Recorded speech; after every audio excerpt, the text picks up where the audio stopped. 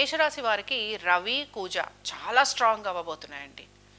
And ఇవి సాధారణంగా మీ జాతకాలలో ఇంకా కొంచెం బెటర్ కాంబినేషన్స్ కనుక ఉన్నాయనుకోండి, ఇలాంటి కాంబినేషన్స్ వచ్చినప్పుడు మీరు సడన్గా హైలైట్ అయిపోతారు. మీరు ఎప్పుడో చేసిన పనులకు కూడా ఒక పెద్ద పేరు ప్రఖ్యాతులు వచ్చేస్తాయన్నమాట. సో బేసిక్గా ఏం జరుగుతుందంటే ఈ రెండు గ్రహాలు, ఇంకొక విషయం ఏంటంటే మనకి ఇంకా కొంచెం శుక్రుడు ఒకడు ఆల్రెడీ మనకి మకరంలోనే ఉన్నాడు. అంటే ఆల్మోస్ట్ 3 గ్రహాలు మీకు మకర రాశిలోనే ఉన్నాయి. అంటే ఏవైతే బెనిఫిషియల్గా ఉండాలో, ఏవైతే మీకు మంచి చేయాలో అవి మీకు దశమంలోకి వచ్చేసాయి.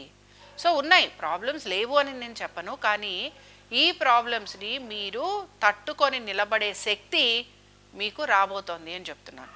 సో బేసిక్గా ఇక్కడ మనం గమనించేది ఏంటి, మీకు వారం మొదలవటమే మీ భార్యాభర్తలు, తర్వాత భార్యాభర్తల మధ్యన కొంచెం చికాకులు, లేదా మీ భార్యాభర్తలు పండక్కో పబ్బానికో మీ వాళ్ళ ఊళ్ళకి వెళ్ళటాలు, లేదా కొంచెం వాళ్ళకి ఏమైనా వైద్య నిమిత్తంగా ఖర్చులు ఉండటం, ఇలాంటివి కొంత మీకు కనపడుతూ ఉంటాయి.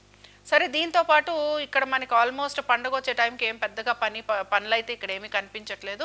చాలా వరకు మీరు విశ్రాంతిగా ఉండేందుకే ప్రయత్నం చేస్తారు. ఎక్కడ ఎటువంటి మూమెంట్ కనిపించట్లేదు.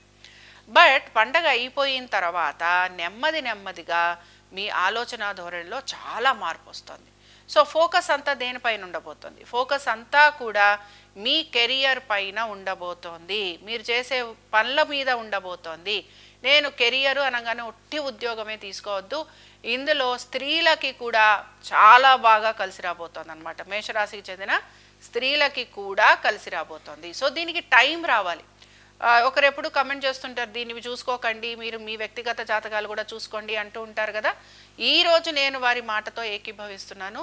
ఈ కాంబినేషన్స్లో కనుక ఇప్పుడు నేను చెప్పినట్టుగా శుక్రుడు, రవి, కుజ మేష రాశి వారికి, లేదా మేష లగ్నం వాళ్ళకి అని చెప్తున్నాను, మేష లగ్నం వాళ్ళకి ఈ కాంబినేషన్స్లో కనుక మీకు కూడా ఇవే కాంబినేషన్స్ ఉంటే తప్పనిసరిగా మీకు కొన్ని అద్భుతమైన చేంజెస్ వస్తాయి. ముఖ్యంగా మీ కెరియర్ పరంగా మీకు చేంజెస్ అనేవి కనపడతాయి.